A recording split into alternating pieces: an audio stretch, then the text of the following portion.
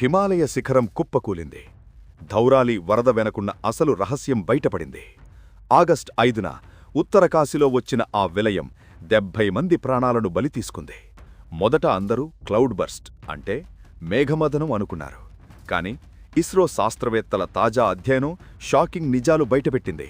శ్రీకాంత గ్లేసియర్లో 5220 మీటర్ల ఎత్తున ఏకంగా 6.9 కోట్ల కిలోల మంచు శిఖరం విరిగిపడింది. ఆ భారీ మంచుముక్క 1700 మీటర్ల లోతుకు దూసుకొచ్చి బురదను ప్రవాహంగా మార్చి ఊరిమీద పడింది.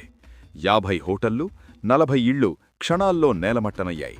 వర్షం లేకపోయినా అంత పెద్ద వరద ఎలా వచ్చిందో ఇస్రో శాటిలైట్ ఇమేజెస్ నిరూపించాయి. గ్లేసియర్లు కరిగిపోవడం వల్ల భవిష్యత్తులో ఇలాంటి ముప్పులు పొంచున్నాయి. మనం ప్రకృతిని కాపాడుకుందామా? మీ అభిప్రాయం చెప్పండి. ఇలాంటి మరిన్ని ఇంట్రెస్టింగ్ ఫ్యాక్ట్స్ కోసం సాధనే విజయంని సబ్స్క్రైబ్ చేయండి.